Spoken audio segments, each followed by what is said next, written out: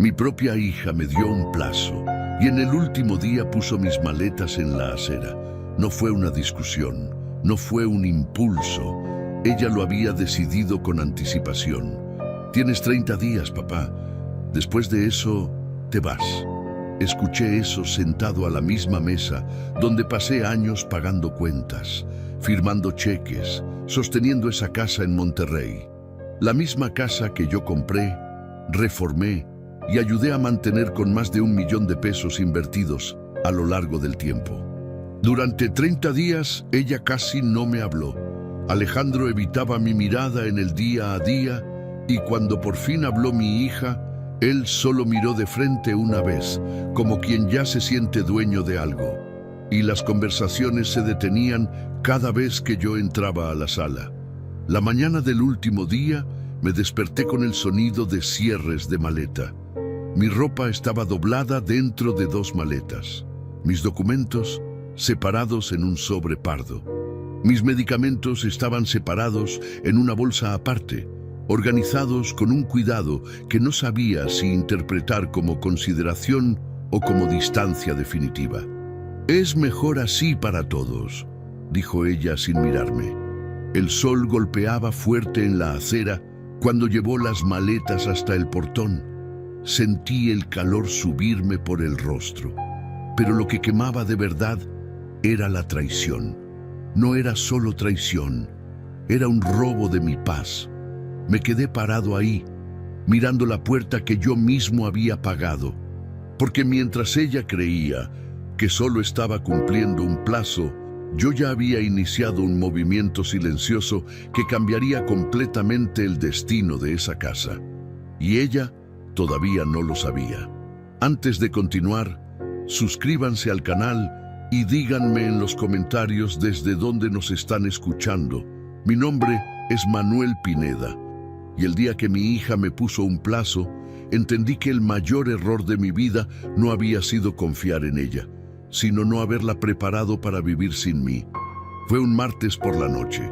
Habíamos cenado casi en silencio, como se había vuelto costumbre en los últimos meses. Alejandro miraba su teléfono. Adriana servía la sopa con esa eficiencia mecánica que a veces uno confunde con tranquilidad. Y otras veces, cuando ya conoce bien a una persona, reconoce como distancia calculada. Yo bebí mi agua. Esperé. Llevaba semanas notando detalles pequeños. La puerta de la habitación que se cerraba cuando yo pasaba por el pasillo. Las conversaciones que se interrumpían en cuanto mis pasos se acercaban a la sala. Los susurros en la cocina que enmudecían de golpe cuando yo aparecía en el umbral. 40 años trabajando en logística me enseñaron algo que la mayoría de la gente aprende demasiado tarde. Los detalles que se ignoran son exactamente los que más importan. Y esos detalles me estaban diciendo con toda claridad que algo se estaba cocinando en esa casa. Esa noche, Adriana dejó su cuchara sobre el plato con un sonido deliberado. «Papá, necesitamos hablar». Alejandro no levantó la vista del teléfono. Eso me dijo todo lo que necesitaba saber sobre quién había tomado esa decisión primero. «Te escucho», respondí. «La situación aquí se ha vuelto incómoda. Para todos». Hizo una pausa corta. Se tocó el cabello, un gesto nervioso que le conozco desde niña. «Alejandro y yo necesitamos nuestro espacio, nuestra vida, sin que haya alguien más aquí». Yo la miré fijamente. Ella sostuvo mi mirada apenas 3 segundos antes de bajarla hacia la mesa. «Ya hiciste suficiente, papá», continuó con esa voz que usaba cuando quería sonar razonable. «Ahora déjanos vivir nuestra vida». «¿Cuánto tiempo me dan?», pregunté. «Tienes 30 días. Después de eso, te vas». Alejandro por fin dejó el teléfono. Me miró de frente una sola vez, con la expresión de los hombres que no tienen el valor de decir ellos mismos lo que ya convencieron a otros de decir por ellos.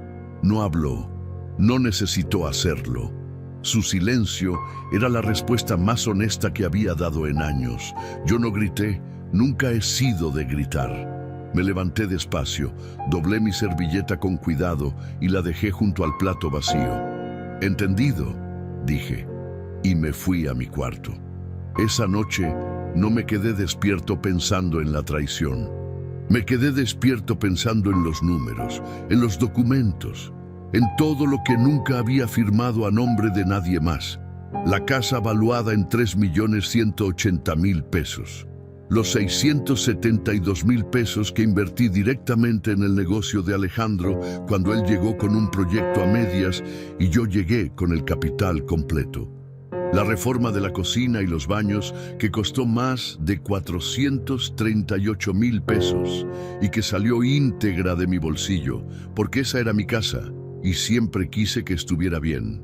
Nunca firmé una donación, nunca transferí una escritura, nunca pensé que necesitaría protegerme de mi propia hija. Durante los 30 días que siguieron, la convivencia fue una obra de teatro sin ensayos ni aplausos. Adriana pasaba junto a mí como si yo fuera parte del mobiliario. Alejandro me saludaba con monosílabos secos. Las comidas se convirtieron en encuentros de miradas esquivas y cubiertos golpeando el plato sin querer. Yo observaba, callaba y actuaba. Hice llamadas que ellos no escucharon. Tuve reuniones que ellos no conocieron. Tomé decisiones que en ese momento nadie en esa casa podía imaginar. La mañana del día 30, el sonido de los cierres de las maletas me despertó antes que el sol. Salí al pasillo. Adriana estaba doblando mi última camisa con la misma precisión con la que alguna vez le enseñé a doblar los mapas de ruta cuando era niña y viajábamos juntos en carretera. Ese recuerdo me cayó en el pecho como piedra.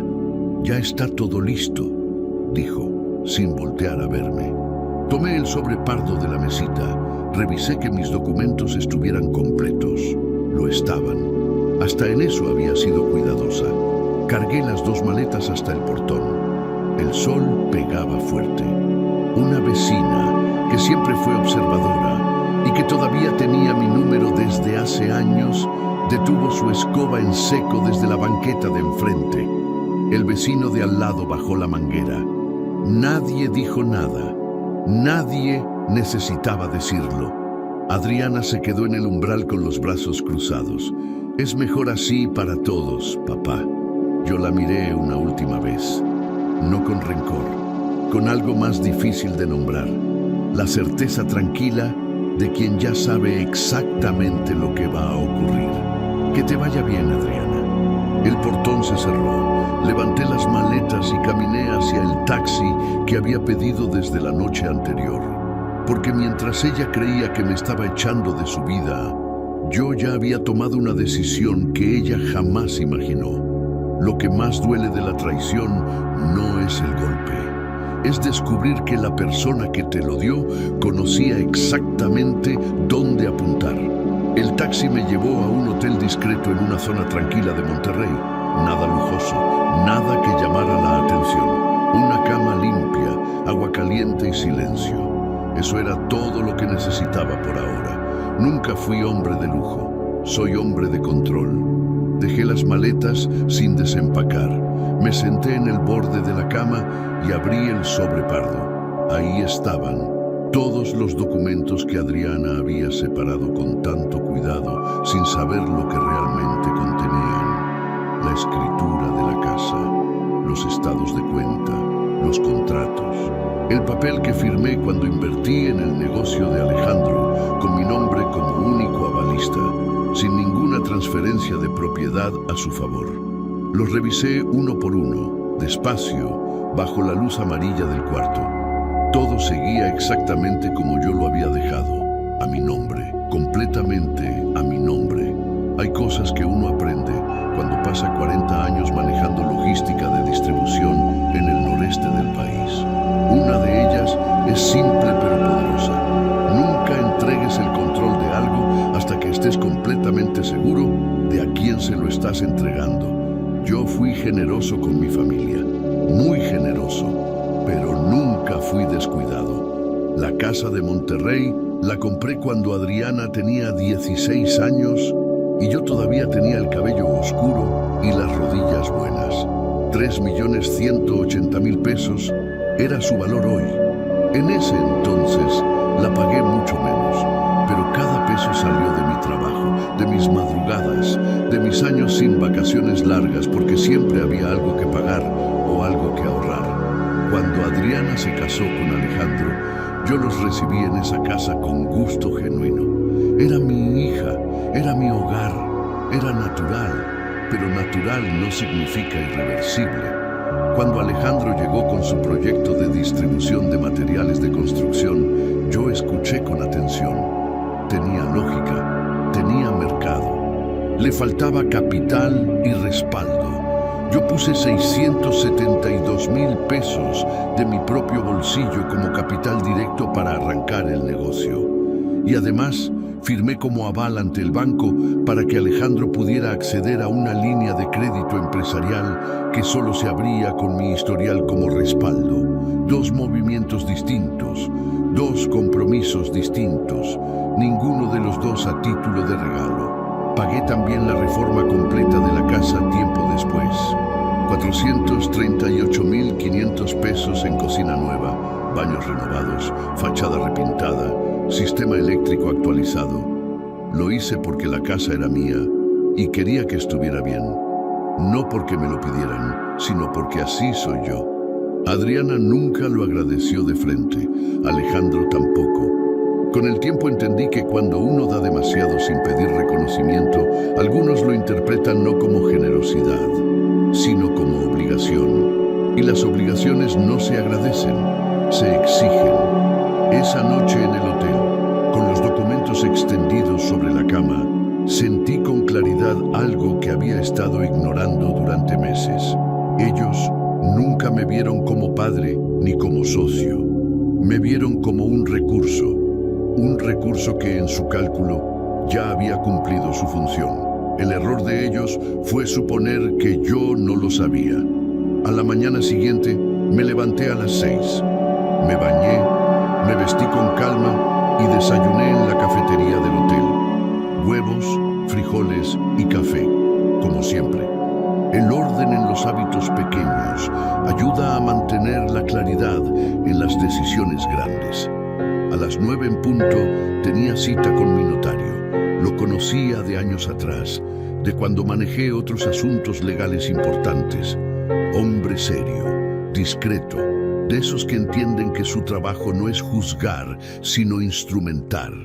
Yo ya tenía mis contactos. 40 años de vida adulta no pasan sin construir las personas correctas a tu lado. Le expliqué la situación sin dramatismos. Le mostré los documentos. Le hice 3 preguntas concretas. ¿La casa está completamente a mi nombre? Sí. ¿Puedo pedir la sustitución del aval y dejar claro que no autorizaré nuevas renovaciones ni garantías a mi nombre? Sí, siguiendo el procedimiento del banco. ¿Puedo iniciar un proceso de venta sin necesitar autorización de nadie más? Sí, porque nunca hubo transferencia ni copropiedad. Me miró por encima de sus lentes. ¿Quiere proceder con todo esto, don Manuel? Pensé en la cara de Adriana cuando cerró el portón, en el silencio de Alejandro en la mesa, en mis maletas en la acera bajo el sol de Monterrey. Sí, respondí. Quiero proceder. Él abrió una carpeta nueva, tomó su pluma y empezó a escribir. Mientras lo observaba, sentí algo que no esperaba sentir en ese momento. No era furia, no era tristeza, era claridad. Y la claridad, llegado cierto punto de la vida, es el bien más valioso que un hombre puede tener. Porque el documento que el notario comenzó a redactar esa mañana era solo el primero de una serie de movimientos que Alejandro y Adriana jamás anticiparon. Hay una diferencia entre vengarse y corregir un error. La venganza actúa con furia. La corrección actúa con documentos. Yo no quería sonar sabio, solo quería estar a salvo. No lo llamo venganza, lo llamo orden. Salí del despacho del notario con una carpeta delgada bajo el brazo y un peso menos en los hombros. No era euforia lo que sentía, era algo más sereno. La sensación específica de quien camina en la dirección correcta después de haber estado parado demasiado tiempo en el mismo lugar. El primer movimiento era el más urgente, el aval. Cuando Alejandro solicitó el crédito empresarial para su distribuidora, el banco requirió un respaldo sólido. Alejandro no tenía historial crediticio suficiente, yo sí.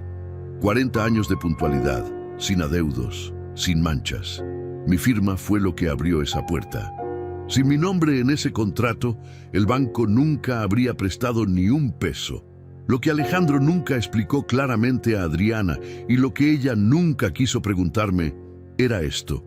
Yo seguía siendo el aval activo de un crédito empresarial de 847,000 pesos que todavía tenía saldo pendiente. Mi nombre, mi historial, mi responsabilidad. Y ellos me habían puesto las maletas en la acera. El notario me explicó el procedimiento con precisión.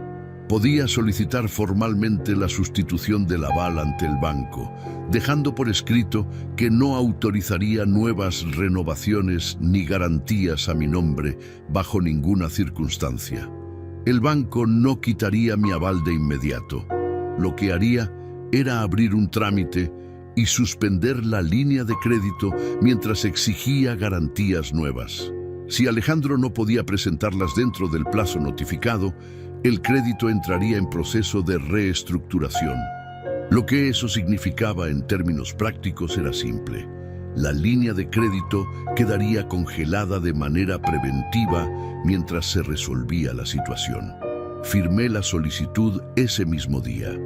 El segundo movimiento fue la sociedad. Cuando el negocio arrancó, Alejandro me propuso aparecer formalmente como socio minoritario para darle mayor solidez al perfil de la empresa ante proveedores y clientes. Yo acepté, no por interés en el negocio, sino por apoyarlo. Mi participación era del 12%, sin intervención operativa, solo como figura de respaldo. 12%, del que ahora me separé formalmente. Fue una salida limpia, documentada y sin pelear por valor. Hicimos la cesión de mi participación conforme al contrato social, con documento notariado y registro interno de la empresa. Todo dentro del procedimiento correcto. El notario gestionó los papeles con la misma eficiencia de siempre. Yo firmé sin dudar. El tercer movimiento fue el más silencioso y el más contundente. Llamé a mi asesor financiero, hombre meticuloso que llevaba mis finanzas desde que me jubilé. También era un contacto de años, alguien que conocía mis instrumentos y mis decisiones mejor que nadie. Lo puse al tanto de la situación. Le pedí que reorganizara la estructura de mis recursos, que moviera los fondos hacia instrumentos más protegidos, que actualizara los beneficiarios con instrucciones específicas. Él escuchó sin interrumpir. Al final preguntó, ¿algo más que deba saber, don Manuel? Sí, respondí. Es posible que en los próximos días alguien intente contactarlo preguntando por mi situación financiera. No está autorizado a dar información a nadie. A nadie. Hubo una pausa breve. Entendido, dijo. Alejandro recibiría un aviso del banco en cuanto el trámite quedara registrado. Pedí una comida ligera en el hotel y seguí con mi lista mientras el café se enfriaba en la mesa. Sonó mi teléfono. Era Adriana. No contesté. No por crueldad, sino porque una decisión tomada con claridad no se desarma con urgencia emocional. Sonó 3 veces más en la siguiente hora. La última fue de un número que reconocí como el de la oficina del negocio. Tampoco contesté. Guardé el teléfono, saqué mi libreta y revisé los pendientes. Quedaban 2 movimientos más. Uno legal, uno financiero. Ambos igualmente necesarios. El movimiento legal era preciso y necesario. Adriana y Alejandro seguían ocupando la casa sin contrato alguno, solo por mi autorización verbal de años atrás. Eso tenía que cambiar. El notario redactó una notificación formal en la que se comunicaba mi decisión de revocar la autorización verbal de ocupación y de iniciar, si fuera necesario, el procedimiento legal correspondiente conforme a la ley. No era una amenaza, Era un procedimiento jurídico redactado en lenguaje técnico, frío y preciso. La carta sería entregada por mensajería certificada al día siguiente. El movimiento financiero era más personal. Tenía una reserva de 1.090.000 pesos distribuida en 2 instrumentos: una cuenta de inversión a plazo fijo y un fondo de ahorro con rendimiento mensual, ambos completamente a mi nombre, sin beneficiarios que pudieran reclamar acceso sin mi autorización. Le pedí a mi asesor que reorganizara esa estructura con instrucciones claras y beneficiarios actualizados según mis deseos. Esa noche dormí mejor que en meses. El cuarto del hotel seguía siendo pequeño. La cama seguía siendo sencilla. Pero la diferencia entre esa noche y todas las anteriores era concreta. Yo había recuperado el control, no con gritos, no con amenazas, con documentos, firmas y procedimientos. A la mañana siguiente, mientras yo desayunaba tranquilo, la notificación formal llegaba a la propiedad de Monterrey.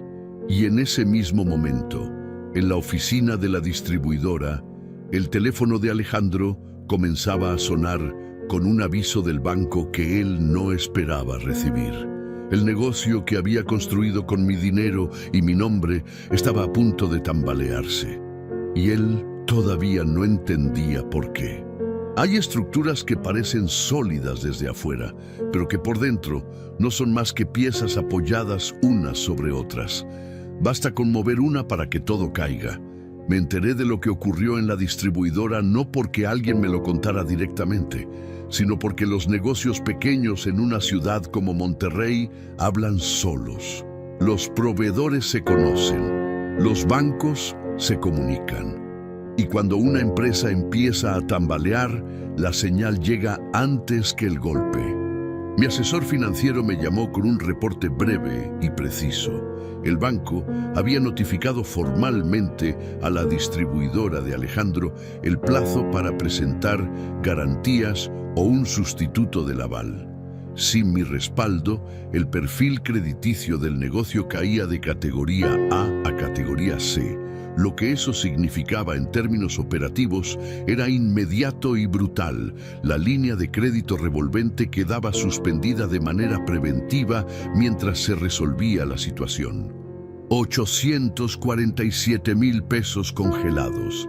De un día para otro, Alejandro usaba esa línea de crédito para pagar a proveedores a 30 días mientras cobraba a clientes a 45. Era el esquema clásico de una empresa pequeña que opera con flujo ajustado. Funciona bien cuando todo está equilibrado. Se rompe en cuanto falta liquidez. Y ahora faltaba liquidez. El primer proveedor en reaccionar fue uno de fuera del estado, de esos que no esperan cuando huelen retrasos. Tenían una factura pendiente de 112.000 pesos con vencimiento esa semana. Al no recibir el pago en fecha, enviaron un correo formal advirtiendo que suspenderían los envíos futuros hasta regularizar el adeudo. El segundo fue un distribuidor local de herrería que llevaba 3 semanas esperando liquidación de una entrega anterior. Cuando llamó a la oficina y Alejandro le pidió una semana más, el hombre fue directo. Alejandro, ya te di 2 semanas. Si el viernes no hay transferencia, mando a recoger la mercancía. Me enteré de los detalles más tarde a través del propio asesor financiero que conocía a uno de los proveedores afectados. Así funcionan los negocios en una ciudad como Monterrey. Cuando una empresa empieza a tener problemas, la información circula antes que los documentos. Según me contaron, ese día por la tarde, Alejandro cerró la puerta de su oficina y no salió en 3 horas. Cuando salió, tenía la cara de alguien que acaba de entender el tamaño real de un problema. Esa misma tarde, Adriana llamó a mi teléfono 4 veces seguidas. No contesté ninguna, no por crueldad, sino porque una decisión tomada con claridad no se desarma con urgencia emocional. Me mandó un mensaje de texto. Decía, papá, necesitamos hablar. Es urgente. Por favor, contesta. Lo leí. Guardé el teléfono en mi bolsillo. y seguí caminando por el parque donde había ido a sentarme un rato a leer. El aire estaba fresco en Monterrey. Un par de palomas caminaban cerca de mi banca sin prisa. Yo tampoco tenía prisa. Días después, llegó el acuse de la carta notariada. Mi notario me confirmó la entrega por mensaje, acuse recibido. Firmó de conformidad una persona adulta en el domicilio. Esa carta era clara en 3 puntos. Primero, la propiedad en Monterrey, Nuevo León, era de propiedad exclusiva de Manuel Pineda, según escritura pública registrada ante notaría. Segundo, ninguna modificación, venta, hipoteca o cesión podía realizarse sin su autorización expresa. Tercero, se notificaba formalmente la decisión de revocar la autorización verbal de ocupación y de iniciar, si fuera necesario, el procedimiento legal correspondiente conforme a la ley. 3 párrafos, lenguaje técnico, sin amenazas, sin gritos, pero con el peso de todo lo que no se dice entre líneas. Esa noche, según me enteré después, Alejandro y Adriana tuvieron la primera discusión seria en semanas. Él le reclamó que no le había avisado sobre la situación real de los documentos de la casa. Ella le respondió que nunca pensó que su padre llegaría tan lejos. Él le dijo que precisamente ese era el problema, que ella nunca pensó.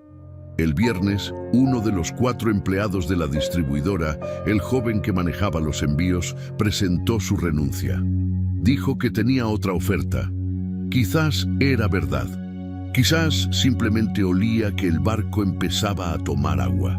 Días después, las luces de la bodega estuvieron apagadas por primera vez desde su apertura.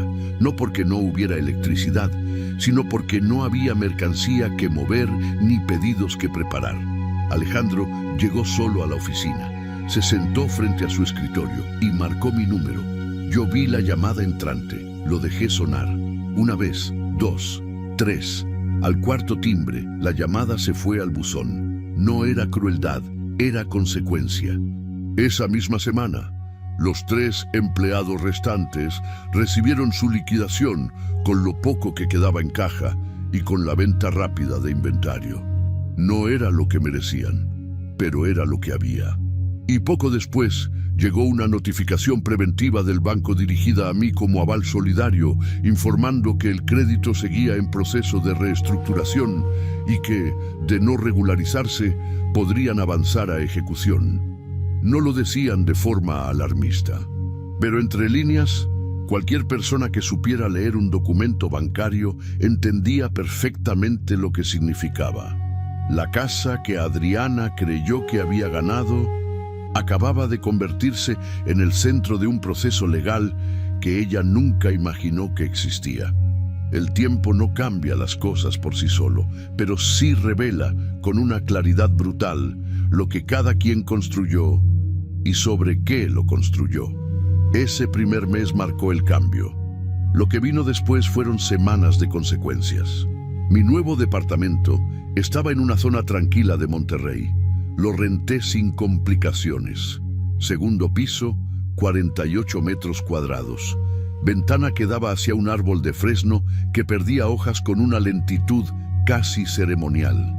No era la casa que yo mismo había diseñado con el arquitecto años atrás, pero era mío de una manera diferente, más limpia, sin historias encima. Me levanté ese primer mes a las 6 de la mañana todos los días. Me preparaba café, abría la ventana y escuchaba el árbol. Leía el periódico en papel, como siempre. Salía a caminar 40 minutos. Regresaba, desayunaba, revisaba mis documentos. Era una vida ordenada, silenciosa y sorprendentemente ligera. No era lo que Adriana imaginó cuando puso mis maletas en la acera. Ella, estoy seguro, pensó que yo estaría devastado, que llamaría suplicando volver, que el golpe emocional me doblaría de una manera que los años y el orgullo no me dejarían recuperar fácilmente. Me conoce menos de lo que cree. Mientras yo caminaba cada mañana, la propiedad en Monterrey vivía una realidad completamente distinta. Lo supe por distintos canales. El notario me mantenía informado de los movimientos legales. Mi asesor financiero monitoreaba las notificaciones bancarias relacionadas con el crédito. Y una vecina que siempre fue observadora y que todavía tenía mi número desde hace años, me llamó una tarde. Don Manuel, no sé si es mi lugar decirle esto. Dígame, es que la Adriana la he visto muy mal. Ayer estuvo llorando en el jardín como media hora y el Alejandro salió muy temprano con una caja de cosas de la oficina. Grande, como de mudanza. La bodega de la distribuidora había cerrado definitivamente. Los proveedores tenían adeudos pendientes por 240,000 pesos en total. El crédito bancario seguía en proceso de reestructuración sin resolución a la vista. Alejandro había pasado de ser el hombre que quería independencia financiera a ser un hombre con deudas, sin negocio y sin el respaldo del único nombre que alguna vez le abrió puertas. El mío. Adriana lo sabía. El notario me confirmó que ella había llamado a su despacho preguntando por opciones. Él fue correcto y profesional. Le informó que cualquier decisión sobre la propiedad dependía exclusivamente del propietario registrado, es decir, de mí. Fue una tarde entre semana cuando vi el nombre de Adriana en la pantalla de mi teléfono. La primera vez lo dejé sonar. La segunda, algo me hizo no silenciarlo del todo. A la tercera llamada contesté. Bueno, silencio breve. Luego una voz que reconocí de inmediato, aunque sonaba diferente. Más apagada, más pequeña. Papá. No respondí de inmediato. Escuché la respiración al otro lado, irregular, contenida. Papá, necesito verte, por favor. Afuera de mi ventana, el fresno movía sus ramas con el viento frío. Una hoja se desprendió y cayó despacio, girando, hasta desaparecer de mi vista. Está bien, dije finalmente. ¿Sabes dónde estoy? Corté la llamada. Esa tarde limpié el departamento con calma. Acomodé los libros del librero por tamaño, como me gusta. Preparé una jarra de agua fresca con limón. Puse 2 vasos en la mesa pequeña junto a la ventana. No era un gesto de bienvenida calculado. Era simplemente quien soy. Un hombre que recibe a las personas con orden, aunque lo que venga a decirle esa persona lo haya herido de una manera que ningún orden puede reparar completamente. Al día siguiente, llovía. Una llovizna fina que llegó sin avisar y sin comprometerse a nada. Las calles se oscurecieron un poco. Los colores se apagaron. El sonido de los pasos cambió sobre el pavimento mojado. Yo estaba sentado junto a la ventana con mi café cuando escuché el motor de un coche que se detenía abajo. Luego, pasos en la escalera, lentos, como de alguien que camina hacia algo que no sabe cómo enfrentar. El timbre sonó una vez. Me levanté sin prisa. Caminé hasta la puerta. Puse la mano en la manija y antes de abrirla, respiré profundo, no de nerviosismo, sino de la conciencia plena de que lo que ocurriera del otro lado de esa puerta definiría, de una vez y para siempre, el tipo de relación que tendríamos de aquí en adelante, o si tendríamos alguna. Abrí la puerta. Adriana estaba ahí, con los ojos rojos, la ropa mojada por la llovizna, y una expresión que en todos los años de su vida nunca le había visto. Hay palabras que uno espera escuchar toda la vida, y cuando finalmente llegan, ya no significan lo que uno pensaba que significarían. La hice pasar, no la abracé, no la invité a sentarse con efusividad. Simplemente me aparté del umbral y señalé la silla junto a la ventana. Ella entró despacio, mirando el departamento como quien entra a un lugar desconocido, aunque reconoce los objetos. Mi sillón de lectura, el librero ordenado, la cafetera italiana sobre la estufa, cosas que había visto toda su vida en distintas habitaciones de distintas casas. cosas que nunca valoró hasta que dejaron de estar en la suya. Se sentó, dejó el bolso en el suelo, se quitó la chamarra mojada y la colgó en el respaldo con un gesto automático. Sus manos temblaban levemente, no de frío. Yo me senté frente a ella. Puse los 2 vasos de agua sobre la mesa. No dije nada. Adriana miró el agua, luego me miró a mí. Y entonces, sin anuncio, sin preparación, comenzó a llorar. No fue el llanto controlado de quien quiere parecer arrepentido. Fue el llanto feo y ruidoso de quien ya no puede sostener el peso de lo que cargó demasiado tiempo. Los hombros encogidos, la respiración entrecortada, las manos tapando la cara como si pudiera esconderse dentro de ellas. Yo la observé, sin moverme, sin hablar. Esperé. Cuando el llanto se fue calmando, ella tomó el vaso de agua con ambas manos y bebió despacio. Se limpió los ojos con el dorso de la mano. Se acomodó el cabello hacia atrás. «Papá», empezó con la voz todavía rota. Yo no quería que llegara a esto. Silencio. Fue Alejandro, continuó. Él me convenció de que necesitábamos ese espacio, que mientras tú estuvieras en la casa, nunca íbamos a crecer como pareja, que siempre habría una dependencia, una deuda emocional que nunca nos dejaría ser libres. Escuché cada palabra con atención, no para encontrar en qué contradecirla, sino para entender exactamente lo que me estaba diciendo y lo que no. Me dijo que tú lo entenderías, siguió, que eras un hombre práctico, que con tu reserva y tu pensión estarías bien en cualquier lugar, que no te estábamos abandonando, solo reorganizando. Guardé esa palabra en algún lugar de la mente para no perderla. Alejandro no vino hoy, dije en voz baja, casi para mí mismo. Ella bajó la vista. No quiso venir, respondió. No me sorprendió. Alejandro sabía que conmigo no podía manipular. Con Adriana había funcionado durante años.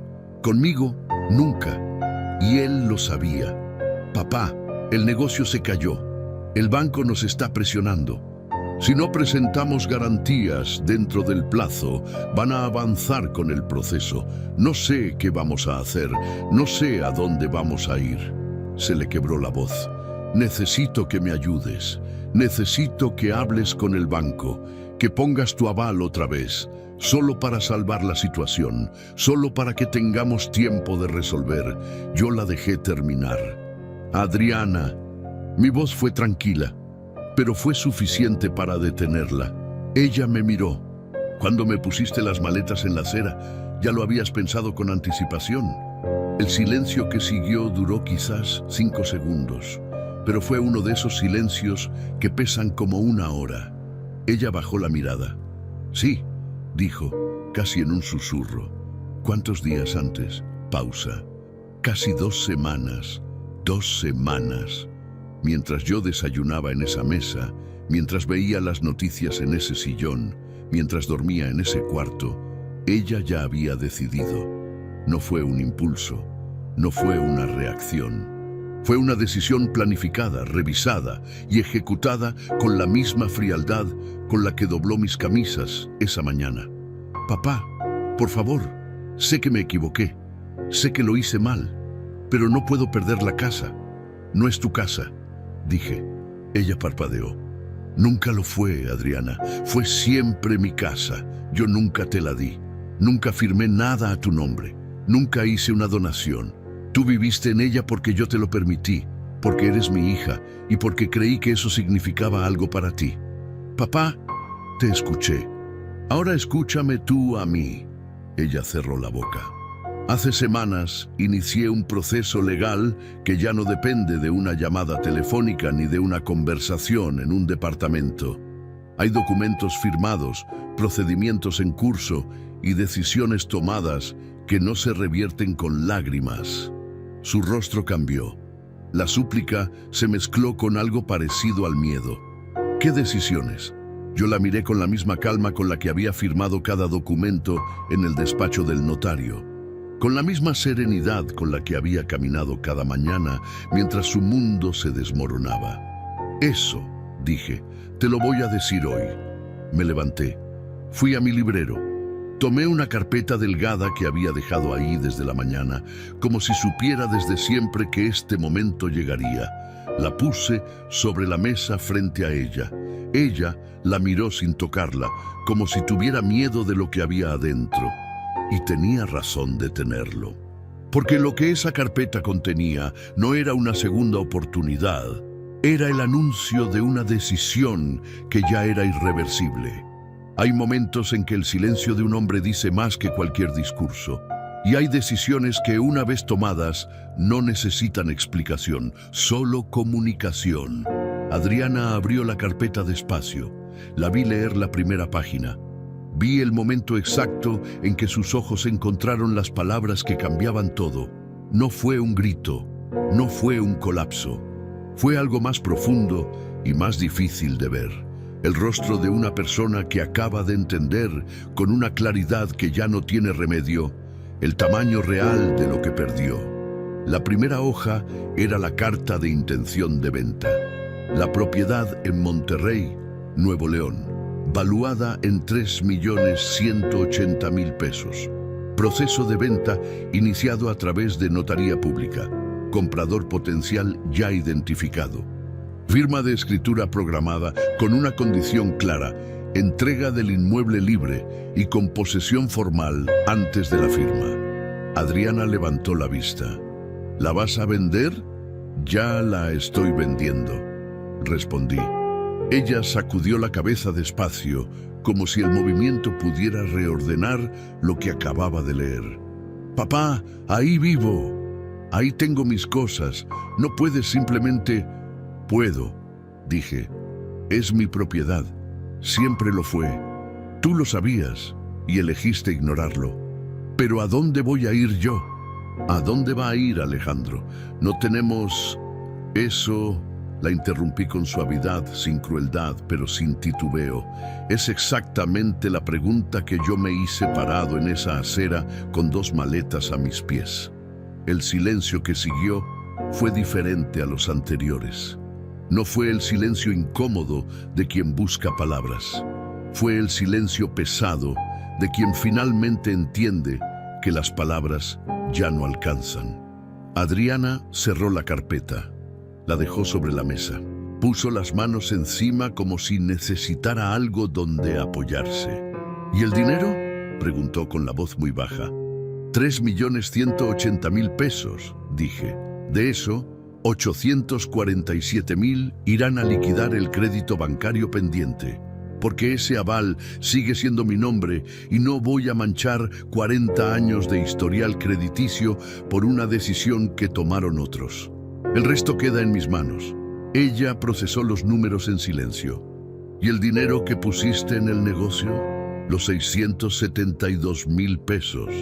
Hice una pausa breve antes de responder. Los perdí, dije. Legalmente podría haber iniciado una acción civil para recuperar parte de esa inversión. Pero el costo emocional y el tiempo que implicaría un proceso judicial no compensaban el desgaste. Elegí perder dinero antes que perder años más en tribunales. Adriana apretó los labios. Vi que estaba haciendo un esfuerzo enorme por no llorar otra vez. Papá, Alejandro está dispuesto a cambiar. Dice que entiende que se equivocó, que quiere hablar contigo, que si le das otra oportunidad. Adriana, ella se detuvo. Alejandro no está aquí. Tú sí. Y lo que me estás pidiendo no es que perdone un malentendido. Me estás pidiendo que ignore que durante semanas los dos actuaron a mis espaldas, que decidieron cuándo y cómo sacarme de mi propia casa, que pusieron mis medicamentos en una bolsa de plástico como si fuera un estorbo que empacar. Y ahora, porque las consecuencias llegaron, quieren que todo vuelva a ser como antes. No tiene que ser como antes, solo no. La palabra fue firme, sin enojo, sin drama, firme. No vuelvo atrás, no retiro los documentos, no reintegro el aval, no suspendo la venta. Adriana me miró con los ojos llenos otra vez, pero esta vez no era solo tristeza. Era también algo parecido a la comprensión dolorosa de quien finalmente ve a su padre no como un recurso disponible, sino como un hombre completo con dignidad propia. ¿Entonces qué? ¿Se acabó todo? ¿Ya no somos familia?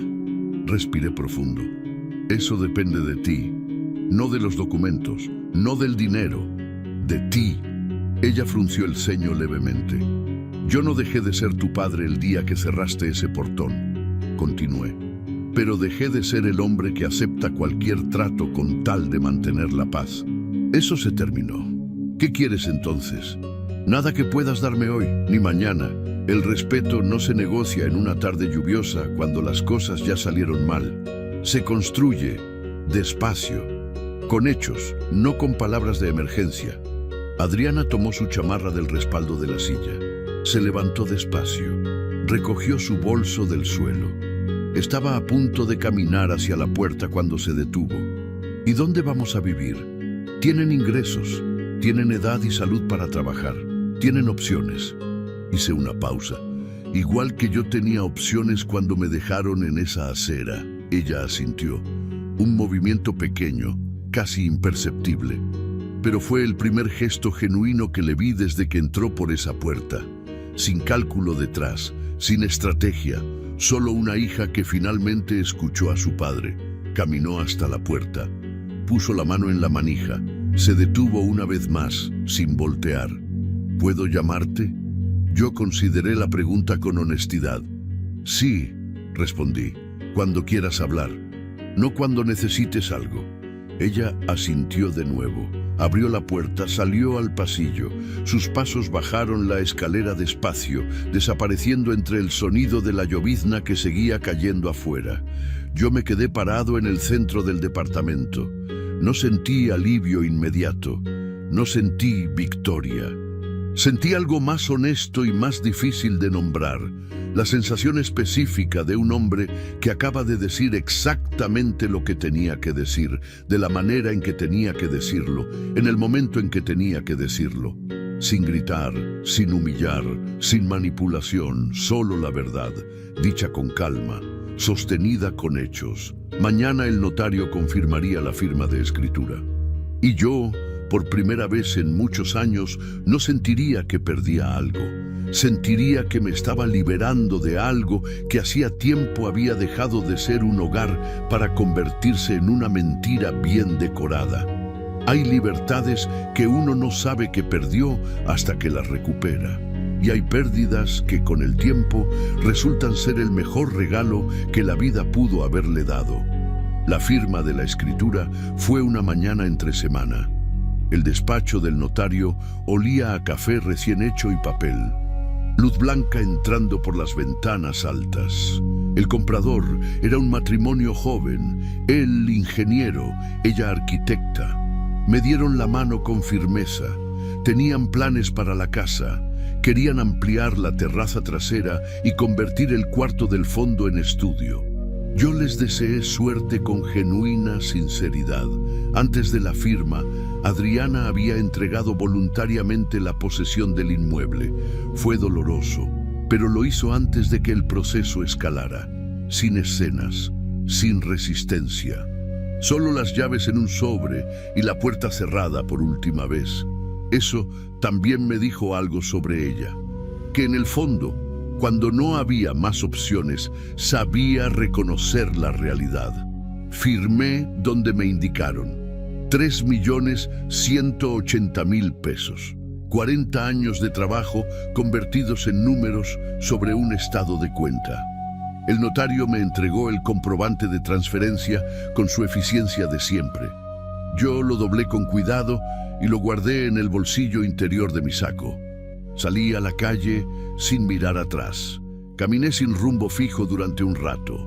Las calles del centro de Monterrey a esa hora tienen un ritmo particular.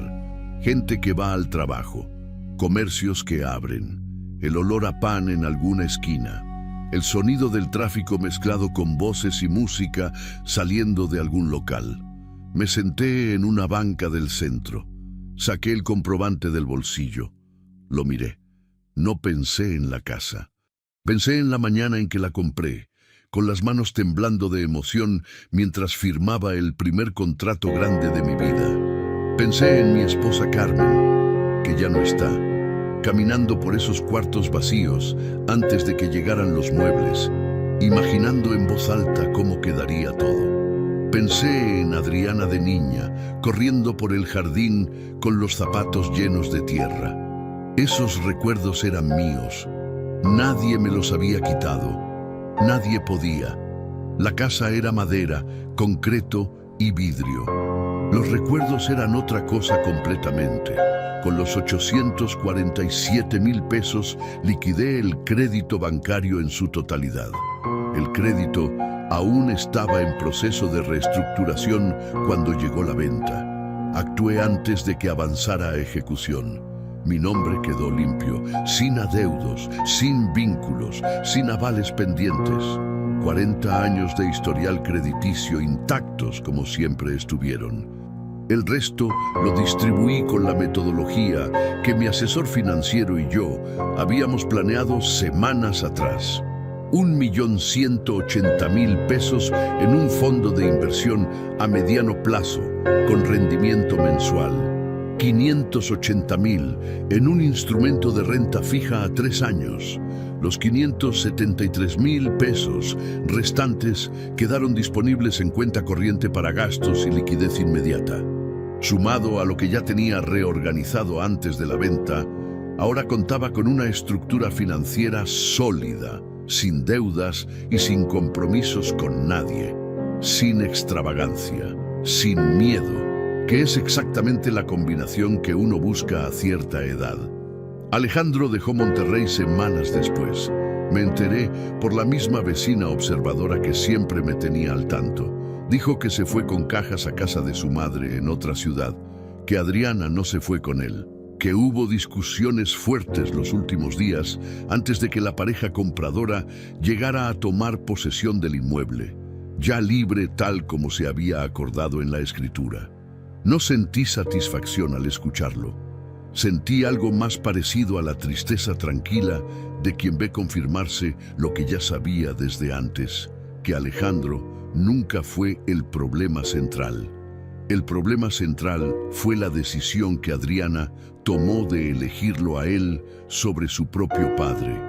Esa decisión la tomó ella, con plena conciencia. 2 semanas antes de poner mis maletas en la acera, Adriana me llamó un domingo por la mañana, semanas después de su visita al departamento. No llamó pidiendo nada, solo habló. Me contó que estaba buscando trabajo, que había hablado con una conocida que tenía una agencia de diseño, que estaba pensando rentar un departamento en una zona más accesible. Yo escuché. Al final le pregunté cómo estaba durmiendo. Hubo una pausa. Mejor, dijo, aunque todavía no bien del todo. Eso mejora, respondí. ¿Cómo lo sabes? Porque yo tampoco dormía bien hace unos meses, y ahora sí. Hubo un silencio entre los dos que no fue incómodo.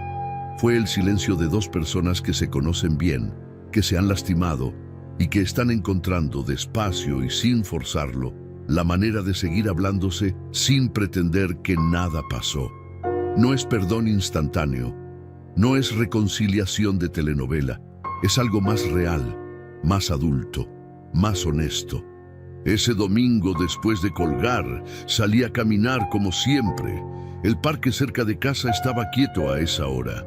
El fresno de mi ventana había perdido sus últimas hojas esa semana. Las ramas quedaron limpias contra el cielo azul. Caminé despacio, sin prisa, con las manos en los bolsillos y el aire frío en la cara. Pensé en todo lo que había perdido en esos meses. Una casa, una ilusión sobre mi hija, 672,000 pesos que elegí no pelear en tribunales. La idea de que la familia que uno construye tiene la misma solidez que los muros que uno paga. Luego pensé en lo que había encontrado. Claridad, control, orden, el derecho de tomar mis propias decisiones sin pedirle permiso a nadie ni justificarme ante nadie. la certeza de que con salud, con recursos y con la mente despierta, un hombre puede empezar de nuevo sin que eso sea una derrota. Entendí que el respeto no se pide, se sostiene. Empezar de nuevo es a veces el acto más valiente que existe. Me detuve en el punto más alto del parque. Desde ahí se veía buena parte de la ciudad, los cerros al fondo, las torres, el movimiento pequeño de los coches allá abajo. Monterrey, mi ciudad desde siempre. Seguía siendo mía aunque ya no tuviera esa casa a mi nombre. Saqué el teléfono del bolsillo. Tenía un mensaje del notario confirmando que todos los procesos habían concluido satisfactoriamente. Un mensaje de mi asesor con el primer reporte de rendimientos del Fondo Nuevo y un mensaje de Adriana que solo decía: «Buenos días, papá».